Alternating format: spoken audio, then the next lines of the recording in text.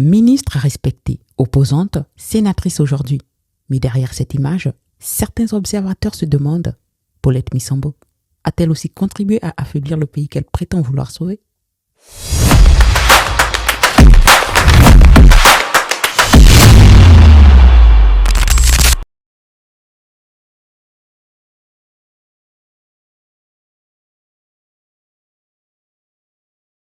Née à Lastourville, Paulette Missambo poursuit ses études à Lille, en France. Avant de revenir au Gabon où elle devient professeure, elle marque l'histoire en devenant la première femme proviseure du pays. Un poste emblématique à une époque où la place des femmes dans les fonctions de direction était encore marginale. Dans les années suivantes, elle intègre le gouvernement d'Omar Bongo, occupant des ministères stratégiques, fonction publique, éducation, santé.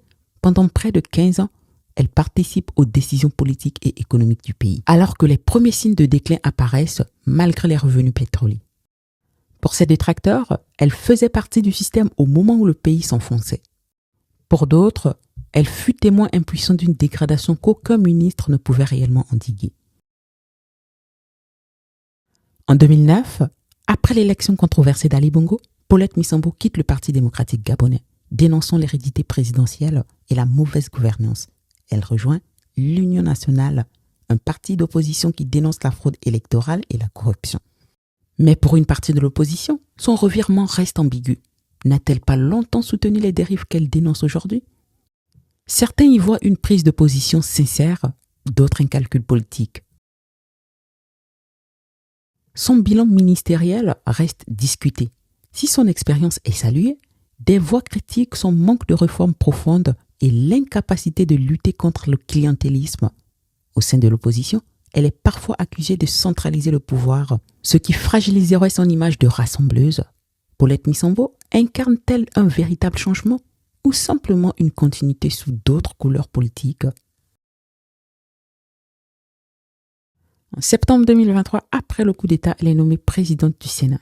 Si ses soutiens saluent une reconnaissance de son expérience, ses détracteurs y voient une intégration au système qu'elle critiquait. En 2024, un scandale éclate lorsqu'elle est accusée d'avoir tenté de placer ses proches au conseil électoral. Une affaire qui nourrit les soupçons de manipulation et renforce l'idée, pour certains, qu'elle reste avant tout une survivante du système politique gabonais. Paulette Missambo a marqué l'histoire du Gabon, mais son parcours reste indissociable des contradictions du pays. Son combat pour la démocratie est-il sincère ou stratégique? Comme disait un sage sous l'arbre à palabres, le léopard ne perd jamais ses taches. Et vous? Pensez-vous qu'elle peut encore changer les choses ou qu'elle aurait dû se retirer avec le régime? Commente, partage et reste connecté à Objectif Réalité pour en savoir plus. À tantôt!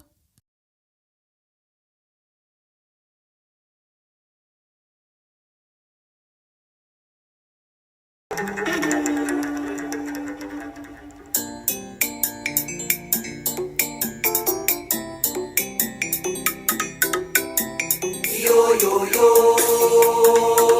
vamwana nzendi haya.